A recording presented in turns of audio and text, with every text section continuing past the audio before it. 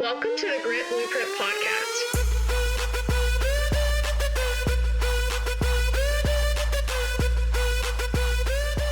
I'm your host, Stefanie Couch.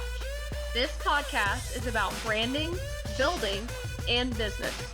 It also highlights the grit that it takes to be successful in business and in life. Let's get started. Hello, and welcome to the Grit Blueprint Podcast.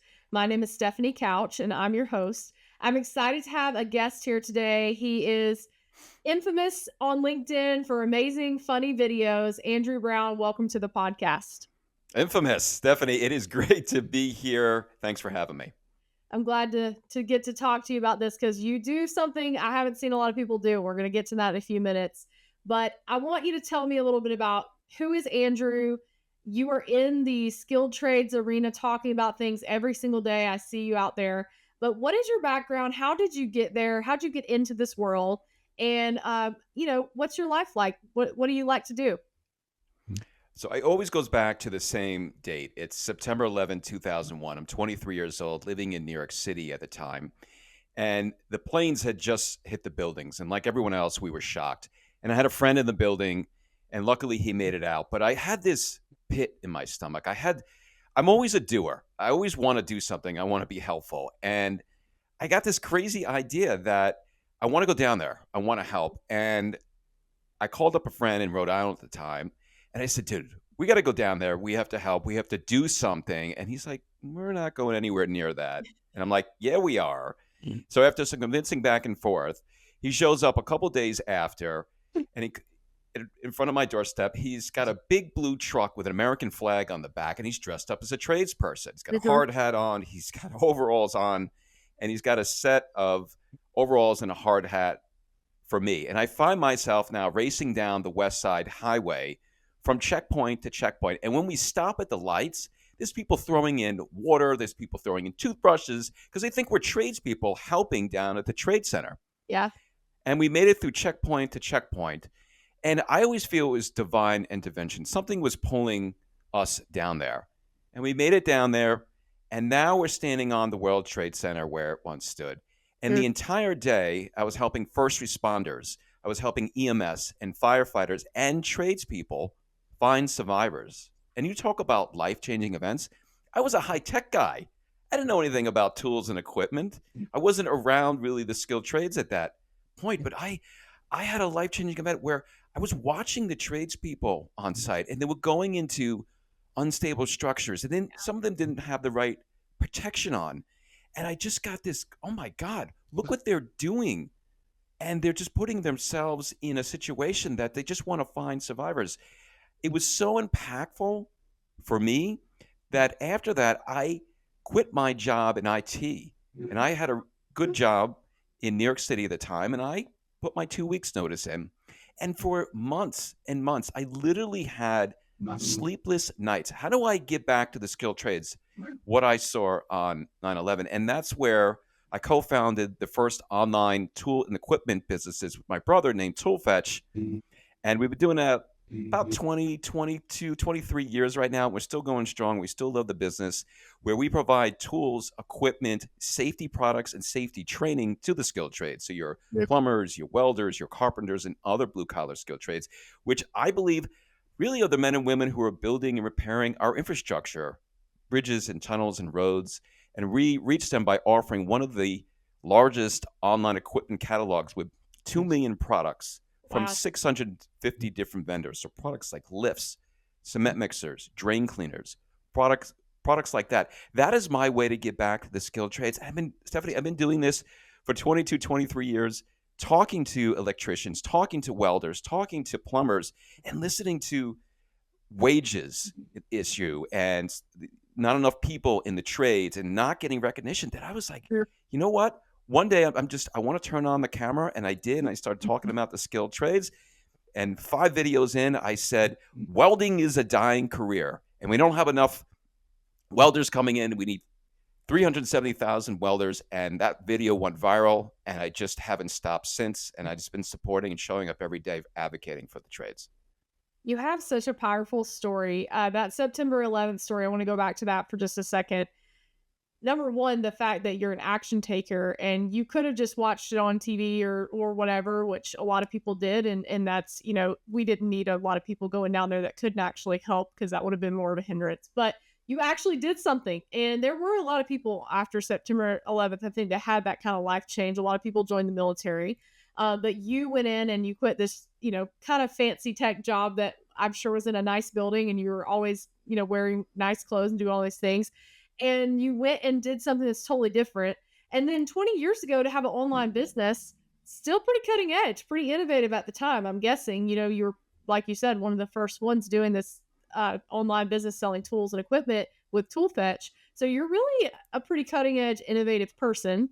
It doesn't surprise me now that you're doing something with the videos and talking about things that other people a lot of times are thinking, and they're talking about on job sites and at the water cooler, but they're not doing something in person or either out loud like you're doing online to really change that. So I admire that quality in you, that you're not only an action taker, but you're a bold innovator. And I like that because I consider myself hopefully to be that same type of person. And so I see you in that, and I love that. So congratulations on being that person and helping so many others do that. Tell me a little bit about with Toolfetch.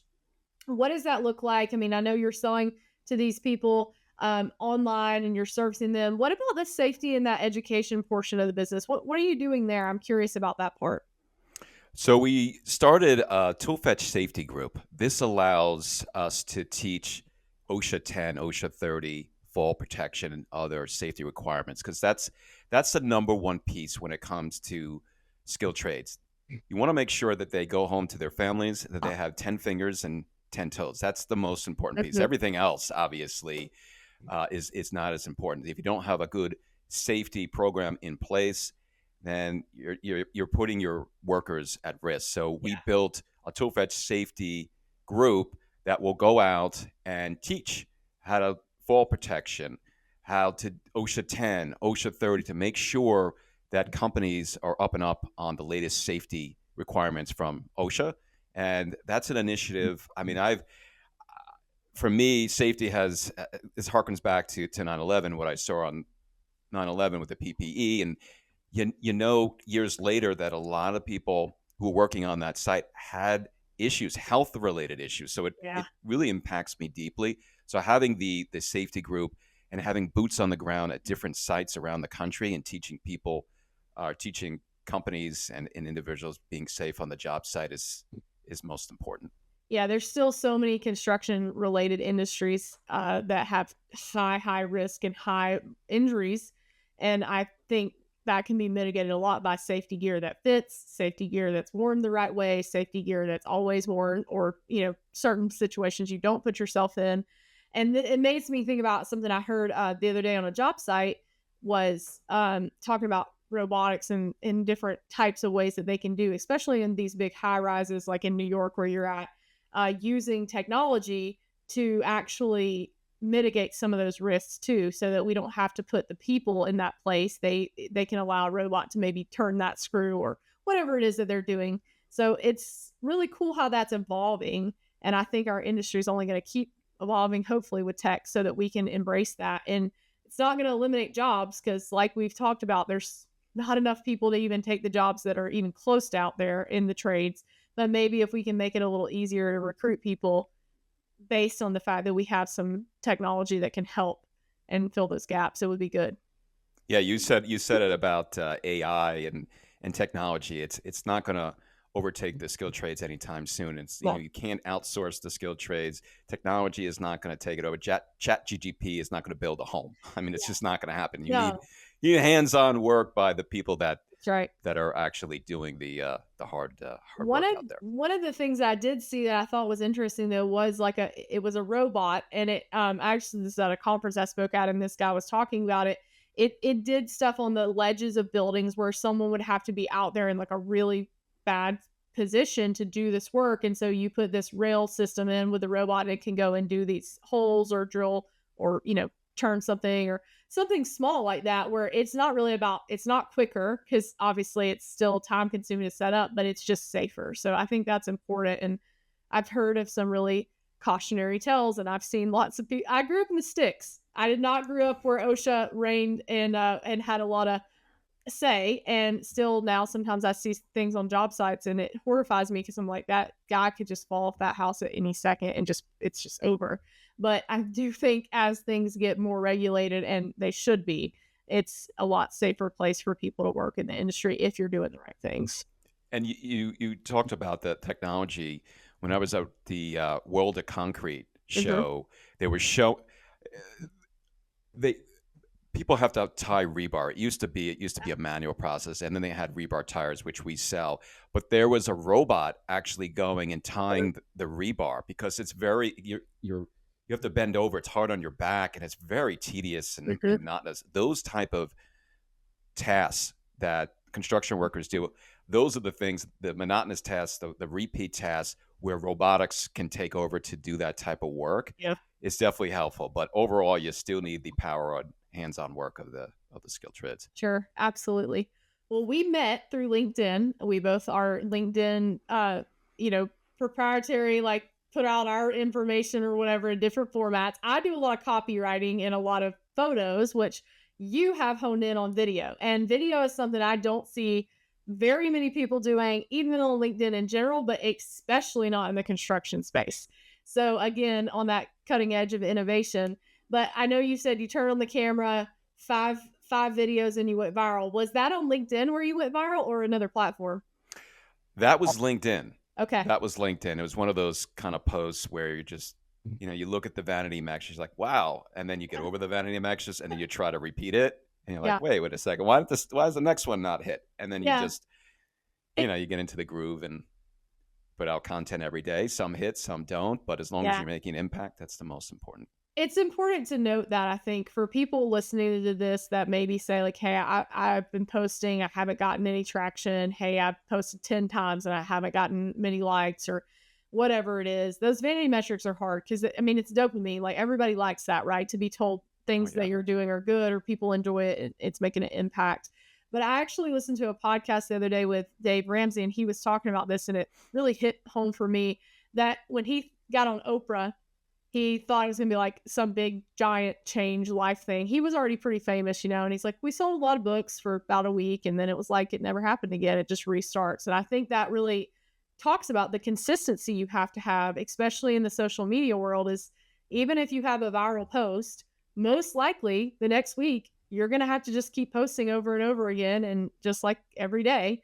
And that's the power of that long-term playing that game. Instead of trying to go viral, just post things that are valuable, that give knowledge, that show your personality or your expertise.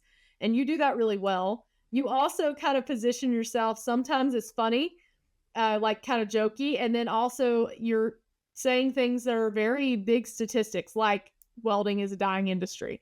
And I think it gets people's attention. So focus more on that, like your message, and not the vanity metrics. It's easy to say that. I still look at them, but it is really easy to get caught up in that and quit because of it if you're not seeing that traction. So I'm just want people to know consistency really is the thing, and it shouldn't be about the metrics as much as the fact that you're going to have an impact if you keep doing it. I want to go back a few years ago, because this is really relevant to anybody who's listening who is just like burnt out and just can't get anywhere with social media.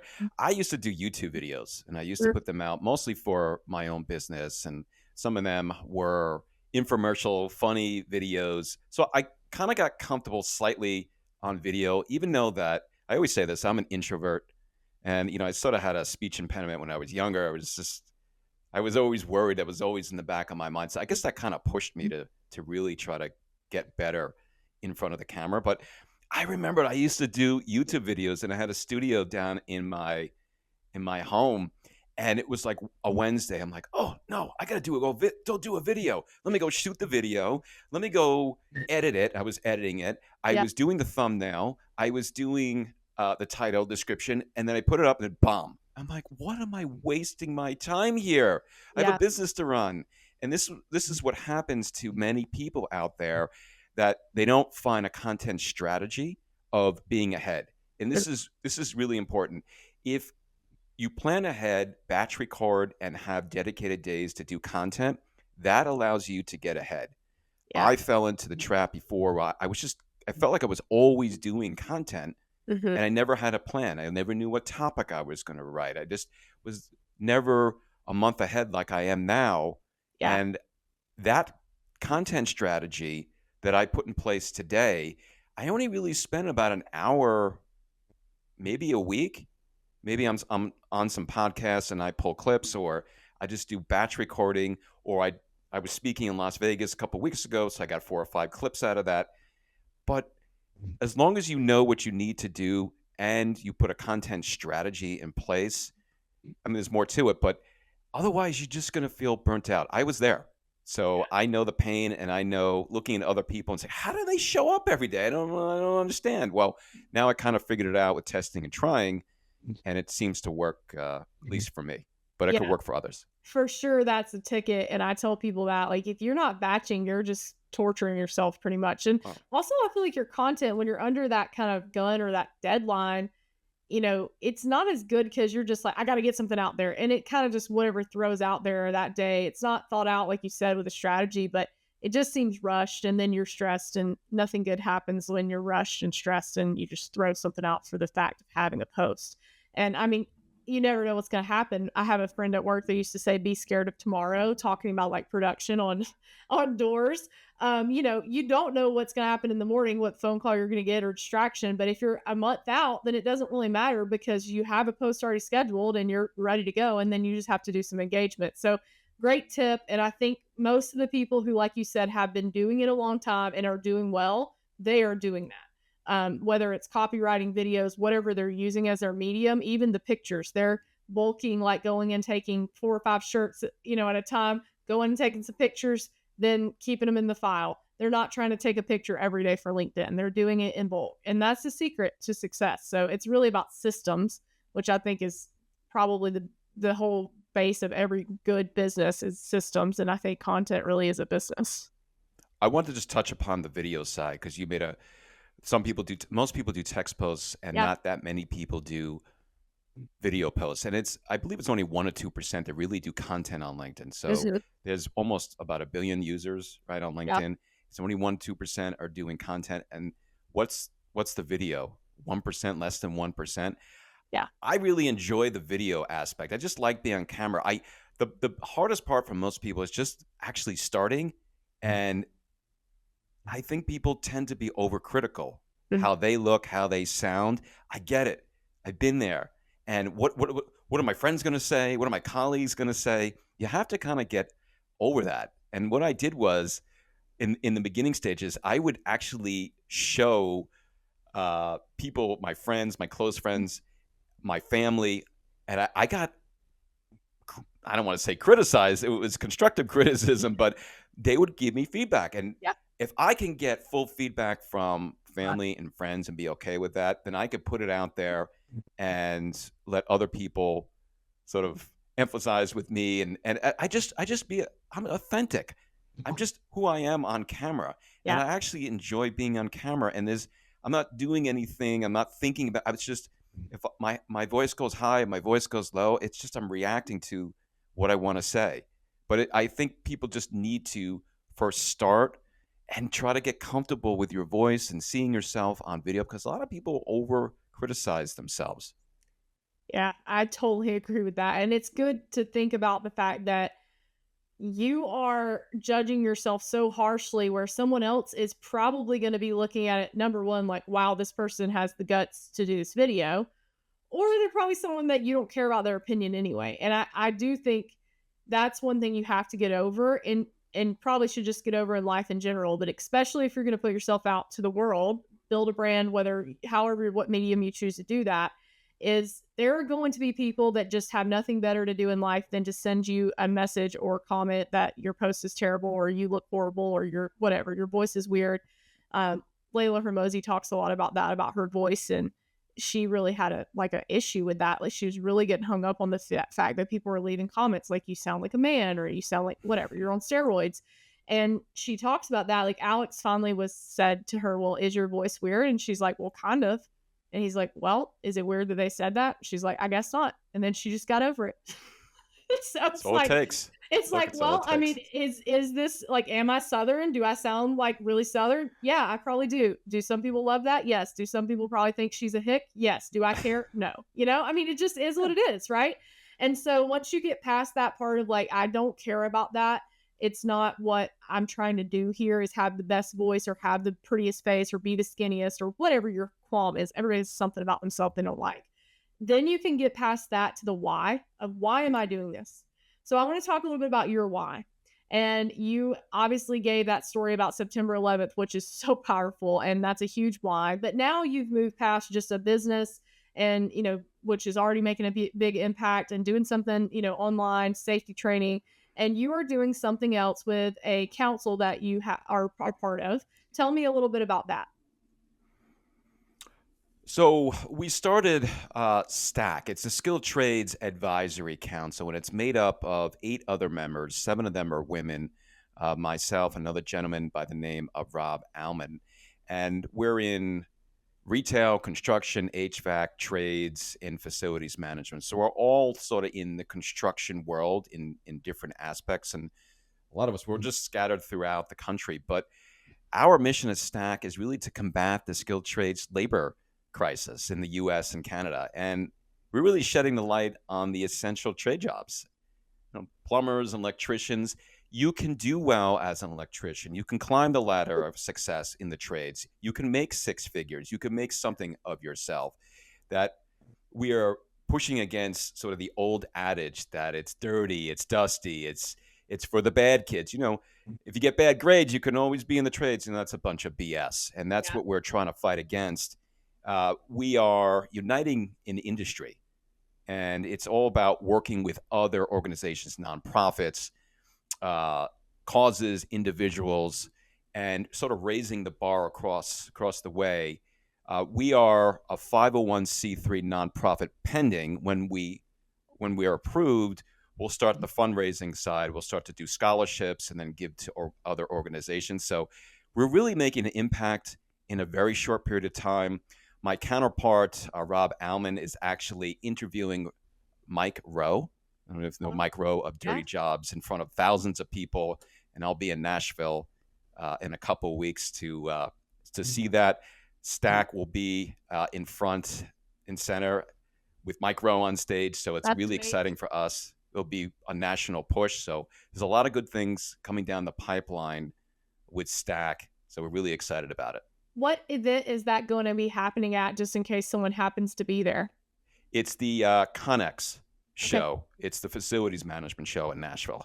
Awesome. Super excited about that. That's really cool. I mean, I actually saw he was at, I think he was at IBS, but I saw a few things, like a few different people. He's still one of people's favorite shows is Dirty Jobs. I mean, everyone loved that show. I remember watching it and it was just like, wow, this is so cool what these people are doing. But I do want to mention something I think is a interesting thought shift that I see happening is when I was a little girl, my granddad was a painter. My dad worked at a lumberyard. His dad had a lumberyard. And then we ended up, I grew up there and I was around a lot of tradespeople, like contractors, plumbers, electricians, like they would all come in the lumberyard. And I never had that kind of stigma. I mean, I guess I realized that it was like a dirty job. Like they would come in physically sometimes dirty, but a lot of times they weren't, because they'd been working all day. I was like 3:00. They needed this last plumbing elbow to get the job done or whatever. And I remember thinking like, wow, how cool it is to be able to build something. I've always felt that way, like to be a part of making something, making a home, making a community, and also fixing people's problems, especially like with a plumber or AC person. Your AC goes out in Georgia in July. Like there's no person you love more than that HVAC person that comes on your speed dial. Yeah, like you make sure they pick up. Will do anything. I don't care what it costs. Here's the card. Just be here and fix this. And so I think that is starting to shift as a general population, because when you look at some of these entrepreneurial or you see these videos on Instagram, I've seen a few lately where they're interviewing people like on the street, right, in New York or wherever they are. And they're saying like, hey, Andrew, tell me about you. What do you do? How much do you make an hour? And you're like, $75, $55. What do you do? And it's like, I'm a plumber. I'm a 3rd-year apprentice. I'm this. Every time they ask someone, and it even could be like a tattoo artist or some of these other people that are more unpopular, non-college route jobs, right? They're all making more than the people who went to these crazy 4-year degree programs that have $150,000 in debt and are making $40,000 a year, or $15, $20, $30 an hour. And it's starting to be a mind shift of people. Hey, this is an option. And I think what you guys are doing and what many others are trying to do, including myself, is number one, educate people on the front end, which I want to talk a little bit about early grades, like school, especially in young women. Like I never even had an opportunity, felt like I had an opportunity to take a shop class because it was so like, this is what the bad kids do when they can't take another class. That's what it was at my school. I would have loved to have done that. What kind of skills could I have gotten early? Hey, I can fix this. I can do this. I can buy a house and fix it up. And that would have been huge. So talk to me a little bit about that. How do you get people to change their mindset about changing mindset really about what the trades are, the type of job they are, and then going down to the school level, elementary, middle, high school, to get kids to see this as a viable, amazing career option early, so then they go straight to trade school or straight into an apprenticeship program? Yeah, there's 4 things: parents, teachers, guidance counselors, and you hit it on shop class. So what's being spoken about in the household? Good. Kids don't like to believe this, but their parents really have such an influence, especially when you're growing up. And in my kids, they're young and they listen to myself and my wife. And if parents are saying to their kids, go to college, well, what else are you going to think about? There's no other option out there. I'm not even thinking about a trades option. So it really depends what the parents are saying. I was told to go to college. Now, I had a 4-year degree from the University of Rhode Island, management and information systems and business, and I minored in finance. And I don't use any of it. That didn't help me for my own business or being an entrepreneur. And I came out more confused out of school than when I was in school. And I changed majors like 5 different times. Yeah. So even though I'm an advocate for the college for the right person, but it's not built for everybody. I don't want my doctor not going to college and learning on YouTube. So you can only Google so much. Exactly. And going down back to school, it's the teachers and guidance counselors. Personally, I've never met a guidance counselor that really kind of sat down and said, you're really good with your hands. Have you considered being a plumber? Is that conversation really happening? Not so often. I always say that I feel like in some respects, teachers and guidance counselors are the best marketers for college because they're giving free referrals. Here you go into the system. But they're not all built for the system. Yeah. And this is what's been happening over the last handful of years. You could date it back to the 70s and 80s and 90s, and they took out shop class, where you just said you were exposed to working with your hands. You got to work with tools and machinery, home ec, all this stuff. It's like this lost art. Kids are coming out of school. They don't know how to use tape measure or swing or hammer. I mean, it's just mind-boggling to me. But we put so much emphasis on going to a 4-year college degree where you're saying, and it's true, they're coming out with massive amounts of debt. And when you get out of school, there's no opportunity available. And everybody thinks, well, I'm going to be a social media star, an influencer, and I'm going to go on YouTube and I'm going to make money. And everybody wants instant gratification, but it doesn't work like that. So the system, I don't want to say it's broken, but it's definitely, it needs to be sort of revamped. And we're not setting up kids. It's interesting what you said about younger kids. How do you get them in? The thing is, even when somebody's interested in the trades, a younger kid, there's nothing in school to show them. Not every school has a path where you can go into this program, or you can be an apprentice, or you can do a trade school, unless you know somebody who's in the trades. Maybe you have a family member who's a plumber, or an extended family member who is in electrical, and then you can get some feedback. But there's no guidance to get them through and show them a path in the trade. So it's kind of left where they're on their own, and some of them just like, you know what, I'm just going to go to college. And again, it's just might not be right for them. So it's just getting the right information to teachers, parents, guidance counselors. I'm a big advocate for putting back shop class, or some form of a shop class. To some degree, it should be mandatory where you take a shop class, because even if you don't go in the trades, you have lifelong skills. You can fix things around the house. So when something goes down, you're like, oh my God, what am I going to do? And I have to bring in someone from the trades. And what's going to happen? And I had this conversation recently with Roger Wakefield, who's a very well-known plumber. and I was on his podcast in October, we're like, it's going to $100 to $200 an hour. This is where it's going, where you call a plumber up and you're going to wait 4 weeks and you're going to pay $100 to $200 an hour. And it's good for the trades, but bad for the homeowner. And we're on that path, and we're trying to pull it back. And how many professional jobs can you think of that are going to pay $100 an hour? Non-trade jobs. Like, I can think of a few, obviously, once you get up to like an executive level or something, but we're talking about plumbers that are like out of school and can fix something. They don't have to be 75 years of experience to get $100 an hour. That's the crazy part. This is not outlandish. This is not a 1% of plumbers make this. People make good money doing this.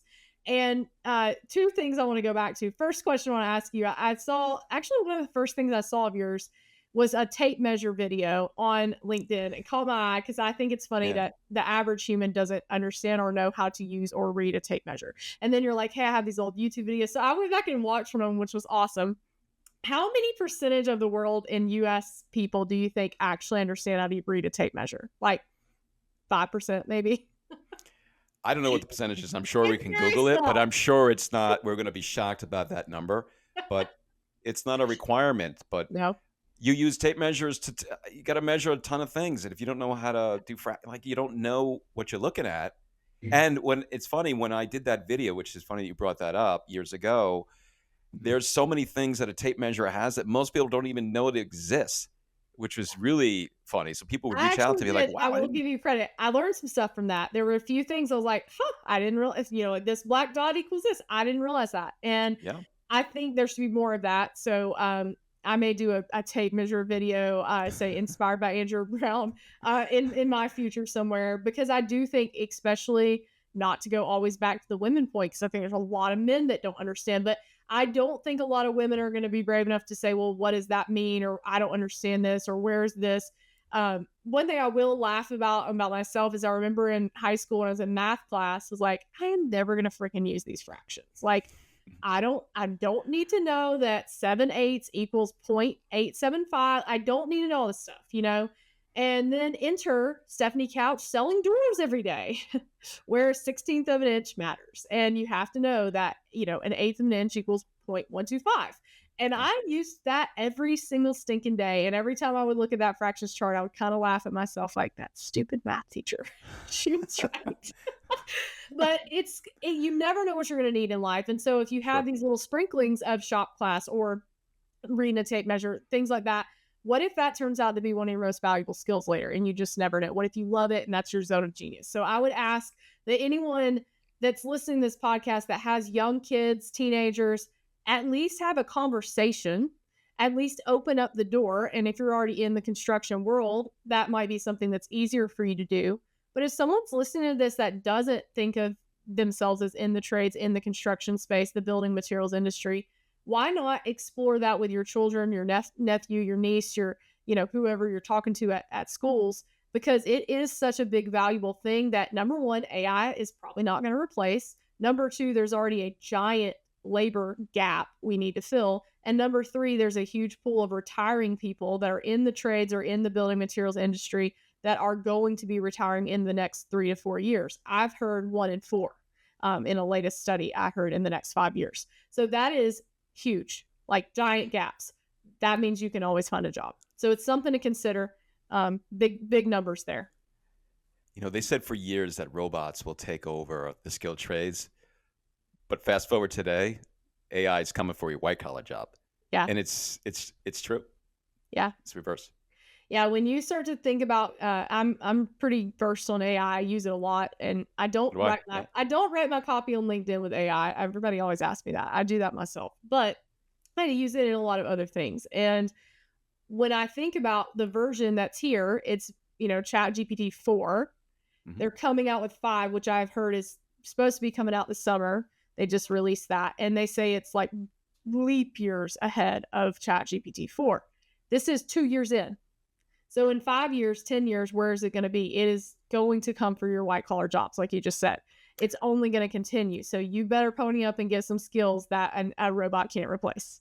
I had this same conversation a couple of nights ago with my son, and we were talking. He was asking about AI. Do you use AI? I'm like, yeah, I do use AI. I use it in Copilot with MS365. I use ChatGPT and all other. I use for video clips and things like that. I'm like, just wait 4 or 5 years Yep. where it's going. We were talking about it. It was just really just crazy where it's going to go. But I do feel that some of these skills that you and I had to learn in school are almost, it's like you don't have to know it like you once did because all the technology is there. That's why I always say it's a lost art.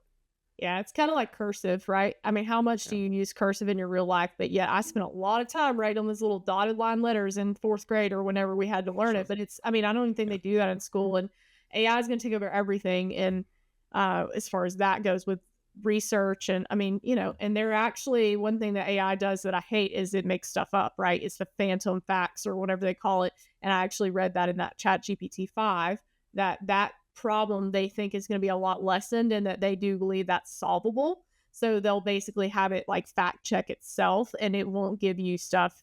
For those of you listening that use Chat GPT that do not realize that, if you put something into Chat GPT, like tell me what happened on September the 2nd, 1985 in New York, if it doesn't know anything, it will make something up. It's going to find a solution. It will find an answer. If you give it a math problem, it's not really sure, it'll find a solution. So always say, don't make this up, cite the sources until they figure out that bug. But if you're not 100% sure, if you're using it for a resource that's got to be verified, please make sure you get a site and check the site. Do your due diligence. Yeah, because I see some stuff that comes back and I'm like, that is completely untrue. I mean, like especially in the industry knowledge where I'm like, hey, tell me about this door or give me some information about this. And it'll say something that just makes no sense. And you're like, that is not even true. But if you didn't know and you just copy and paste it into that page or wherever the blog, you're toast. So check your facts, especially with Chat GPT-4. Any AI is still not perfect. It's still a learning machine. It's learning. So Well said. it's a good conversation, I think, because a lot of people are very curious about it. Since we're on the topic of AI, I am curious what tools you would say that you love the most, maybe one or two tools that you find are really great. If you'd like to share that, I think the audience would find that valuable. Well, ChatGPT is one, and like you said, I don't write posts with it. It's more of an idea creation, Mhm. so it can only get you so far, and then obviously you take it yourself and your skill set to do it. There are tools like I believe Perplexity, if I'm saying that right. In AI, there's Opus.ai that cuts up. So if you do a podcast like this and you feed it into Opus, it will take the best clips. Where it used to take editors hours to do that, it takes literally just minutes for it to pull. It doesn't always pull the best clips, but That's what I was going to say. Do you ever, find like when you go back and look at for real what clips you would have pulled if you were the editor, that it's the same ones or it's close? it's Because I've close. used those tools and I sometimes have mixed emotions about that. Yeah, it's getting better, but it tries to pull that hook, but sometimes it doesn't pull the whole thing, and then you have to obviously add stuff. But Yeah. To go back and look at an hour's worth of a podcast, or if you did some sort of on-stage keynote, it's a lot of work for somebody to pull out all the unique points in the conversation that has the biggest impact. Where AI does an okay job, but it's going to get better. Yeah. And especially the editing side, like all the video editing out there, where you had to hire an expensive editor. Because look, it's not gonna. There's levels of editing, but a lot of this stuff has been taken over by AI or Descript and other programs out there. Yeah, and one thing that I like to talk about when I say conversations that sort of get scary, like, hey, AI is going to take over the world and all those things, is that it gets you like 70% of the way there. And then you use your creative brain and your smarts and your zone of genius to nuance that 30% or the rest of the 20%. So maybe eventually it does a lot more than that. But I feel like if you want something to feel like you, and we talk a lot about brand, I talk a lot about the importance of it on LinkedIn and just in general in life, having a brand that stands out, that feels like you, that people know your reputation for. AI is never going to do that for you. Now, you can program your brand voice, you can do all of those things, but it's still never going to be the same as you. And if you program that and then maybe you start talking about something a little different, maybe you change your mind about something. Like, holy moly, that's what humans do, right? You have a different opinion than you did a year ago. You say that. The AI is not going to know that. So use the tools, plug into where you can, but don't allow it to take your voice away. And I read a lot of content. I read a lot of comments that are written with AI that just summarize what I just posted. And I'm like, what is the point of this? It's just like literally the exact thing that I posted. They put in copy paste, reply to this. It's like, I just said the exact same thing you did. Blah, blah, blah. Okay, well, thanks for that. Praying hands. That's what I do. But don't do that. Like, be a little bit smarter than that. Get something out of it if you're going to do and take the time to make videos, if you're going to take the time to make content or whatever you're doing to build your brand, like at least read it and check over, add a little bit of your personality back to it. Don't let AI do it 100%. Yeah, it's not going to give you your flair and your authenticity. You can feed in as much as you want into AI, of course. It's garbage in, garbage out, depending what prompts you give in and what it's going to come back out. But it's like you said, it's not going to replace your own creativity, and you need that. And that's what people see, and they could kind of see right through that, especially on video. It's a little bit different with text posts, but video, which I don't know, Alex Sheridan did a video. People don't know he's a LinkedIn creator, and he does really good videos. Yeah. And he did a fake video. It was AI, and it was like creepy. Yeah. If where it is now, but where it's going to be in like 5 years from now. That part scares I don't me want a to little replace bit. myself by Yeah, AI. that But part does scare me a little bit, but because that is like, holy cow, they can make you do or say anything in video, and it's very hard to fact check that. I mean, even with photos, I see some AI generated photos that are maybe doctored a little bit Photoshop, and it's very hard to tell it's not human. Usually with the eyes on the AI headshots and stuff, you can tell they're not real because they look soulless, because they are. But other than that, like, it's pretty crazy what you can create on AI images already. And it's 2 years in, very early. Alex is another great creator on LinkedIn. If you guys don't know him, he does a lot of video too, Alex Sheridan, and he is amazing. I've talked to him. He's a super nice guy, and has made a whole business out of making videos on LinkedIn, kind of making fun of LinkedIn and other platforms, and like making videos. And he does a lot of parody stuff, which I love. I'm always there for those videos. So. Yeah. Creative. Well, I want to go a little bit back to the trades and ask you one last question about that. So if you were a young person, and I'm not asking you to pick favorites, but if you're in high school and you're listening, your parents have listened to this podcast and they're like, hey, you got to go listen to this, Andrew. What kind of thoughts would you have? Like a few trades that really people need. They're everywhere in all parts of the US, and you could get into. What are like the top 2 or 3 that you would say, go explore this, ask about an apprenticeship, or how would they get into that? And what would your advice be for them to kind of look, just peek under the hood of these different things? I just want to share some statistics so just people know. There's 370,000 welders we need by 2027. We need 550,000 plumbers by 2027. We need 80,000 electricians every year up until 2030 to replace the electricians that are coming out.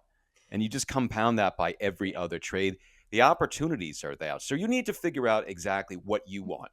Now, I could say that go and be an electrician or go be a plumber. And in a case in point, I have an extended family member who was in corporate, and he worked for a large supermarket chain for 15 years.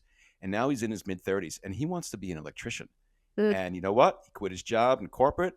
He has a family, and he started all over, and now he wants to be an electrician. So it's never too late to want to go into the trades, because in the next 5 or 10 years, 40% are retiring. So the window of opportunity is there. You need to figure out what you want. So what I typically tell younger kids, or if it's parents, I had somebody reach out to me just recently, and they were asking about their 8th grader, and they were saying, he's really good with his hands, but as a father, I don't know what to do. And this goes on a lot. I heard these stories. People reach out to me, and I said, look, you need to obviously figure out exactly what he wants to do.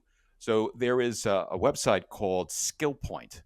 I don't know if you're familiar with that, but Skill Point, yeah, you can go on their website and you can take, it's a quiz, and it's like they asked you like 40 or 50 questions, and it comes back with, well, all, whether you want to work outside, whether you like working with people, management, that type of stuff, and it will come back with a list of, well, you're more suited for welding, or you're most suited for construction management.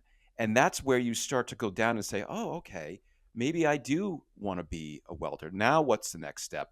Well, where do I get training? Where do I need to go? Is there anything local that I can, a class that I could take, a local community college, or can I go to uh, look for a local welding shop and start to shadow other people? Or maybe somebody who is a welder, and then you can reach out to them. So then you could start to go down sort of the path of, how much do I make as a welder, and how long does it take to make X amount of dollars as a welder, and what part of welding do I want to be? An underwater welder? I mean, there's a number of things that you can do, but you need to figure out exactly what you want. But a skill point would be the first, probably the first step to figure out exactly what you want. And then you could start going down the path of, well, okay, is it a trade school, or maybe I go right into an apprenticeship? So there's things that you need to work out first, but that would be my suggestion. That's awesome. Thank you for that website. I think that's really cool. I'd actually like to go take that and see what it says I should go into. Yeah. One thing I was going to mention that I think is also a point we need to be looking out for is a lot of people, like you said, just like your friend or whatever, your family member that's going and doing something they don't like every day.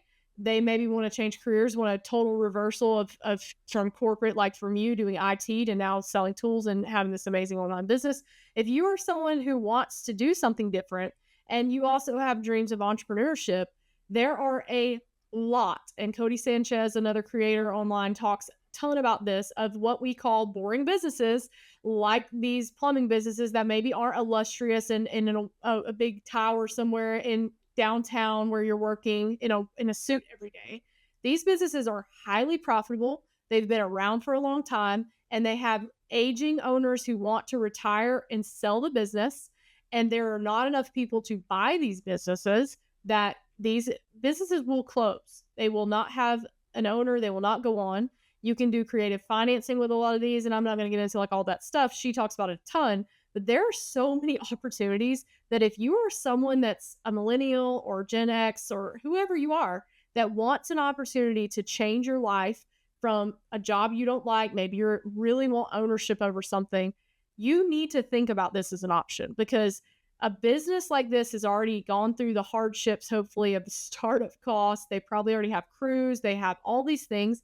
You don't even have to be the licensed plumber or electrician to buy this business, as long as you have, there's a lot of regulations around what you need to do, but you don't have to go to plumbing school to be a plumbing business owner.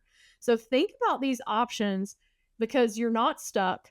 You're not without options. And there are a lot of people that would love to kind of teach you the ropes and then sell you their business. And they go off with their legacy being taken care of by someone like you that really wants to continue this journey for them. And then you reap all the benefits afterwards. So think about that. I mean, that's something I see a lot. And I'm like, this is so sad. This person's 65, 75 years old. They don't want to do this anymore. And there's no one in their family maybe that wants to buy it, or maybe they don't have someone that would, in the family to do that. And it just closes. They're just gone, and they're not there anymore. And customers are sad, and the market's sad, and they're sad because their legacy just closed. So it's just a good option, I think, to bring up. Case in point, I have somebody who fixes appliances, fixes a dishwasher, fixes a dryer, and our dryer went out. And he's the guy who comes over and he can just listen and be like, I know what it is. That type of person. And we got to talking. And he said to me, he's like, Andrew, I don't understand. I don't have any debt. I make good money. I don't work long hours, but no one wants to take my job. I'm 65 years old. And I said, yeah, you're right. And he didn't really understand why the younger generation doesn't want to take it over. But this is what's happening, like you said. Compound that by other business owners that are getting to that retirement age.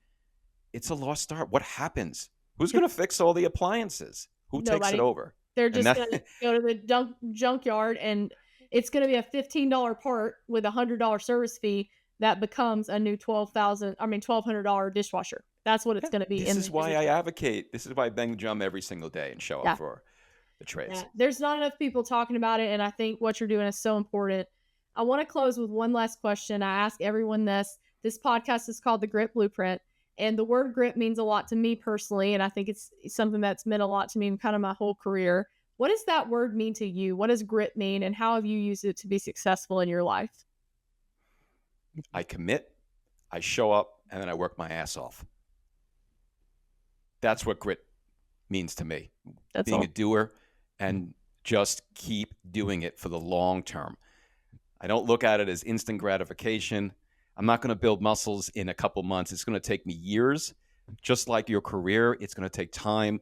You've got to put your head down and put the work in. And I always recommend to get a coach or a mentor because that helps as well.